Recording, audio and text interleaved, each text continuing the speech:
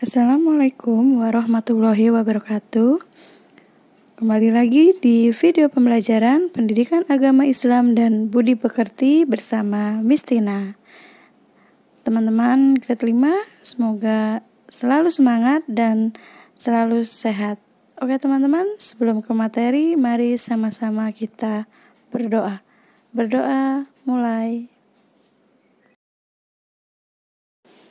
Alhamdulillahirrabbilalamin. Semoga hari ini kita mendapatkan tambahan ilmu dengan pengertian serta pemahaman yang baik. Baik teman-teman, hari ini kita akan kembali belajar tentang kisah keteladanan Nabi. Tapi hari ini kita akan mempelajari kisah keteladanan Nabi Sulaiman alaihi salam. Bagaimana teman-teman, sudah siap? Dan apa sih yang teman-teman ingat dari kisah Nabi Sulaiman? Tentang apa? Iya, tentang seorang nabi yang dapat berbicara dengan hewan, tentang Ratu Balqis, tentang burung hudhud. Oke, kita sama-sama mempelajari kembali kisah keteladanan Nabi Sulaiman. Nabi Sulaiman adalah seorang raja yang soleh. Beliau berwibawa dan memiliki mukjizat untuk dapat memahami bahasa hewan dan menundukkan jin, sehingga Nabi Sulaiman disegani oleh para kaumnya. Pada suatu hari, Nabi Sulaiman mengundang semua bala tentaranya yang terdiri dari manusia, jin, dan seluruh hewan. Semua hewan menghadiri undangan tersebut. Setelah diperiksa, ternyata ada satu jenis hewan yang tidak memenuhi undangan Nabi Sulaiman, yaitu burung hudhud. Burung hudhud adalah mata-mata Nabi Sulaiman yang bertugas untuk mencari semua informasi tentang kejadian yang harus diketahui Nabi Sulaiman. Nabi Sulaiman sedikit marah akan ketidakhadiran burung hudhud dan bertanya di mana keberadaan burung hudhud. Padahal ada tugas baru yang harus dikerjakan, yakni mencari sumber mata air baru. Semua terdiam, tak ada yang berani menjawab. Setelah Nabi Sulaiman berhenti berbicara, maka datanglah burung hudhud dengan nafas tersengal-sengal, nampaknya habis terbang dengan sangat kencang. Burung hudhud menghampiri Nabi Sulaiman dan berkata, "Mohon ampun Baginda Raja, aku baru saja mengadakan perjalanan panjang dan aku menemukan sebuah negeri di mana negeri tersebut sangat subur, akan tetapi ratu dan rakyatnya menyembah matahari." Mendengar cerita burung hudhud, Nabi Sulaiman tidak percaya. Untuk menyatakan kebenaran tersebut, Nabi Sulaiman memerintahkan kepada burung hudhud untuk mengirimkan surat kepada ratu di negeri tersebut. Negeri itu bernama Negeri Sabah yang dipimpin oleh Ratu Balqis. Kemudian burung hudhud kembali ke Negeri Sabah untuk menyampaikan surat.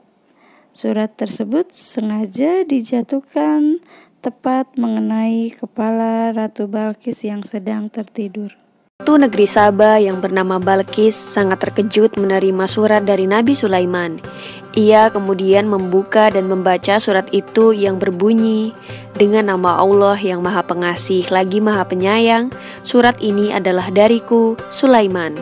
Janganlah kamu bersikap sombong dan menganggap dirimu lebih tinggi daripadaku. Datanglah sekalian kepadaku berserah diri."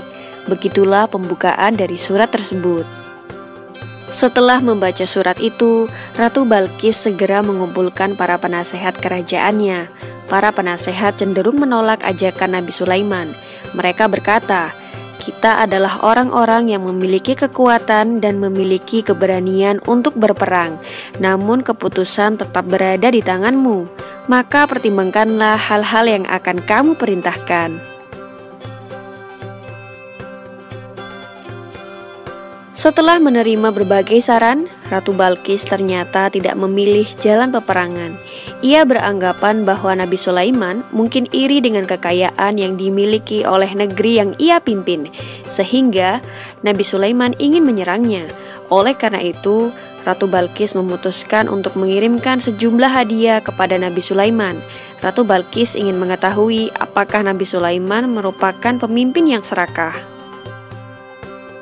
Para penasehat kerajaan menyetujui keputusan Ratu Balkis. Hadiah itu berupa ratusan kepingan emas dan permata yang dibungkus dengan kain sutra. Utusan Ratu Balkis segera pergi dengan membawa hadiah tersebut untuk diberikan kepada Nabi Sulaiman. Setelah menempuh perjalanan berhari-hari, utusan Ratu Balkis sampai di istana Nabi Sulaiman. Nabi Sulaiman menerima utusan Ratu Balkis dengan baik. Namun beliau tidak mau menerima hadiah tersebut. Para utusan Ratu Balkis sangat takjub dengan keindahan istana Nabi Sulaiman. Mereka juga tampak keheranan dengan banyaknya pasukan Nabi Sulaiman, dan di antara barisan perang itu terdapat pasukan hewan dan jin. Mereka menyadari betapa kecilnya hadiah yang mereka bawa dibandingkan dengan kekayaan yang dimiliki oleh kerajaan Nabi Sulaiman. Para utusan Ratu Balkis itu kemudian pulang ke negerinya dengan membawa kembali hadiahnya. Setelah mendengar kabar dari utusannya, Ratu Balkis menjadi terpesona dan bermaksud datang untuk menemui Nabi Sulaiman. Ratu Balkis memutuskan untuk melihat sendiri kerajaan Nabi Sulaiman. Ia dan beberapa pengawalnya kemudian mempersiapkan diri untuk berangkat menuju ke istana Nabi Sulaiman. Mendengar kabar bahwa Ratu Balkis sedang menuju istananya, Nabi Sulaiman segera mempersiapkan penyambutan kepada Ratu Balkis. Maka diperintahkannya para jin untuk mendatangkan singgasana Ratu Balkis secara diam-diam ketika sang ratu sedang perjalanan untuk menghadap Nabi Sulaiman. Ketika sang ratu tiba beserta para pengiringnya, Nabi Sulaiman menyambutnya dengan menunjuk ke singgasana sang ratu. Nabi Sulaiman berkata, "Seperti inikah singgasanamu?" Ratu Balkis merasa heran dan bertanya-tanya dalam hatinya, bagaimana mungkin singgasananya bisa berada di istana Nabi Sulaiman, padahal ia yakin bahwa singgasana itu berada di istananya ketika ia pergi meninggalkan negerinya. Di tengah keheranan tersebut, Ratu Balkis diantar masuk ke dalam sebuah ruangan yang sengaja dibangun untuk menyambutnya. Lantai dan dinding-dindingnya terbuat dari kaca bening dan berkilau. Ratu Balkis mengira bahwa ia sedang berada di atas sebuah kolam air, dan ia segera mengangkat kain bajunya agar tidak basah. Nabi Sulaiman berkata kepadanya, "Jangan takut, engkau tidak sedang berada di atas kolam air. Apa yang kau lihat itu adalah kaca-kaca bening yang menjadi lantai dan dinding ruangan itu." Ratu Balkis tersipu malu. Ia segera menyadari kelemahan dirinya terhadap kebesaran dan kekuasaan Allah yang ditunjukkan oleh Nabi Sulaiman.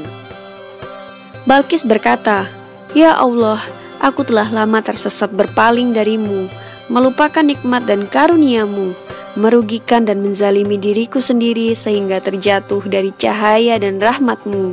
Ampunilah aku dan kaumku. Aku berserah diri bersama Sulaiman nabimu dengan ikhlas dan penuh keyakinan. Kasihanilah diriku ya Allah, Tuhan yang Maha Pengasih dan Maha Penyayang." Demikianlah Ratu Balkis akhirnya menikah dengan Nabi Sulaiman, dan kerajaan Sabah dengan kerajaan Sulaiman akhirnya disatukan. Mereka pun hidup bahagia sampai akhir hayatnya. Di akhir hayatnya, Nabi Sulaiman sedang berdiri mengawasi para tentaranya yang bekerja giat, termasuk golongan jin. Nabi Sulaiman alaihissalam terus berdiri di atas tongkatnya.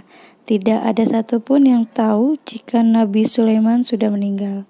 Lama-kelamaan tongkatnya dimakan rayap, sampai akhirnya Nabi Sulaiman alaihissalam pun roboh. Nah, semenjak itu baru orang-orang mengetahui bahwa Nabi Sulaiman telah meninggal dunia.